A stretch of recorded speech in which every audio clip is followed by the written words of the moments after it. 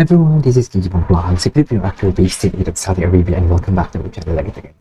Action video ang Barda Compilation. Hindi pa tayo tapos mga mami. Hindi pa talaga. So without further ado, let's start this reaction video. Ang dami niya kasing ganap eh. Pero alam mo, napapansin ko lang, bakit kaya ang tahimik lately ni David? Kahit sa Instagram niya, wala siyang Instagram stories, wala siyang Instagram posts. Bakit kaya?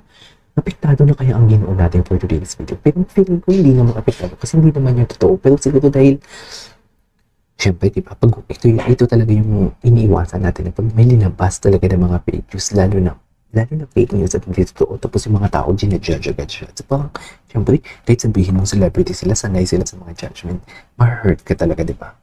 Anyways, si Kailin. Wait, si Kailin ba yun? Ang ganda ni Kailin. Is that Kailin? Si Barbie. Tingnan mo si Barbie.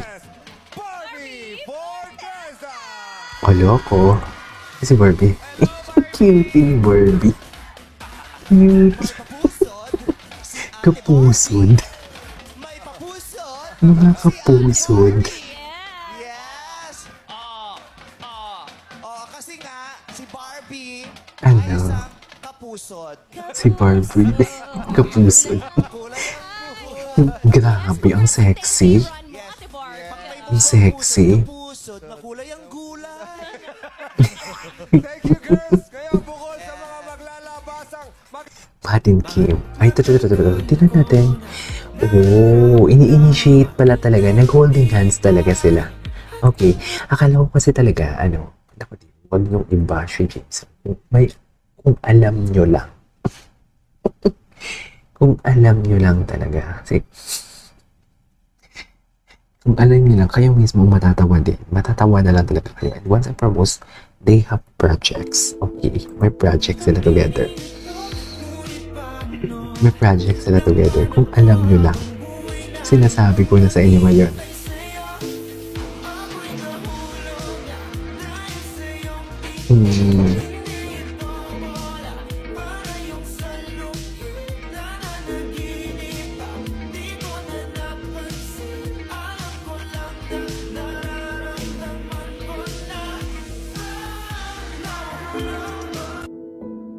Guys, bali-balita ngayon na Ano? nakita Ay, ito. Pakinggan natin to. Si Barbie Forteza at si Jack Si DJ Roberto. Yoko-chan. At sa mga bali-balita, si Jack Roberto daw mismo ang pumunta kay Barbie para batiin siya. Wait Sa lang. nakara- Sa mga hindi nyo pa nakita yung unang reaction video ko, check nyo yung unang reaction video ko. I explain this everything. ang 75th anniversary ng GMA. Kayo ba anong masasabi ninyo? Pero for me, Nasabi ko na, minsan te. talaga sa mga nag-e-enda ng relasyon, yung mga mag-exes, minsan maganda rin talaga na maging Friends. wala ng pinsan or Exactly. wala ng loob, maging mabuti na lang magkaibigan, di ba? But it doesn't mean naman na kailangan nila magbalikan, di ba? Exactly. Talaga yan, guys. Well, Kasi naka-move on na nga sila. pero di ba kasi Kala mo knowing naman. them, very friendly, very mabait, ang aura nilang dalawa. So, parang okay naman tong ginawa din ni Jack na siya na yun ang una na Exactly the point. depende rin talaga sa Tsaka malalaman mo talaga na wala na silang hatred sa katawan and they want to move on peacefully. Diba? Na parang, it's not for the sake na parang may ganitong eksena dahil magkakabalikan sila. No, it's not. It's about self-love. Parang alam mo, tinatanggalan na lang nila ng tinik ang kanilang mga groups. So, should I say?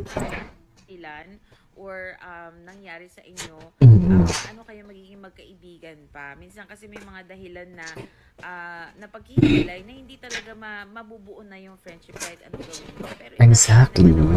nagpatawad. I couldn't agree more. Talaga may mga mag-ex na hindi na talaga pwede maging magkaibigan, di ba? Sa palagay ninyo, reunited Oh, na well, ba? May papel. reunited ba or what?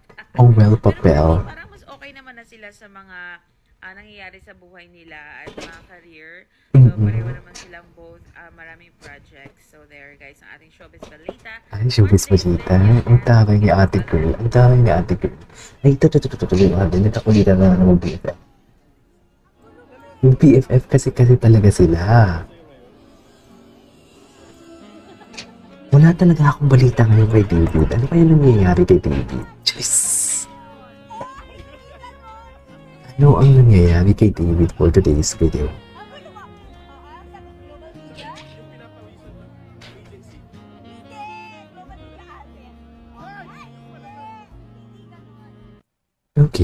What's next?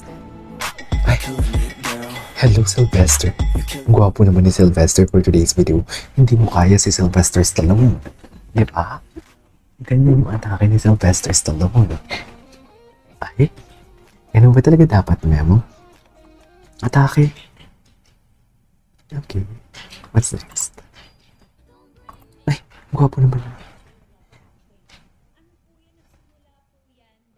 Mahilig manood ang nanay ko ng mga Saan ko kaya makikita ang interview na to?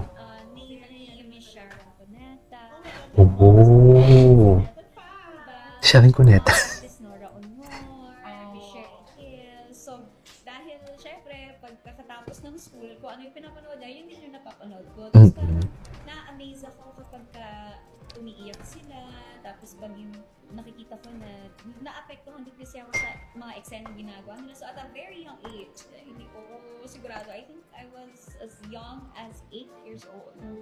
Parang na ano ko, parang na Parang? na, masyado akong napopoke doon sa pagpanood ng mga eksena nila. Tapos parang na-encourage ako. So minsan, pag kunyari ako lang mag-isa sa kwarto, maharap ko sa salamin, pinatry ko umiyak. Tapos nagagawa ko naman. Ay, taray. Atake. Atake. Salamin, ganyan. Tapos nagagawa ako, ganyan. Tapos parang one day, nagkaroon Okay. Mom, parang gusto kong pumasok sa TV. Pumasok sa TV! Pumasok. Cutie niya talaga. So, please comment down below. Saan natin yung makikita yung interview nito? Ito. Barbie Fortesa lang, sa alam. Matagal na to. Favorite color niya talaga yung yellow, no? Favorite color niya talaga yung yellow. Ay, atake. Matagal na to eh.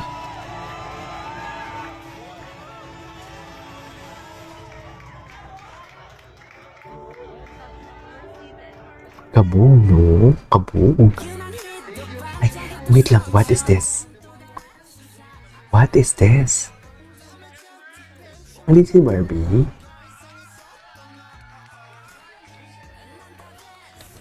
Dito ba si Barbie? Ay, ito si Barbie. Hinag niya. Ang haba pa ng buhok ni Barbie dito. Ay, BFF talaga sila. Genuine talaga yung friendship nila. Kaya nakakadiri lang na inaano, no? Binibigyan ng kahulugan. Medyo nakakadiri lang. Anyways, may project sila together? Wait. What is this? Si Rob. Rob Gomez. Ay, anyways, there you go guys. It is about for today's video. Overboard na compilation. This is KJ Vlog. See you in my next one.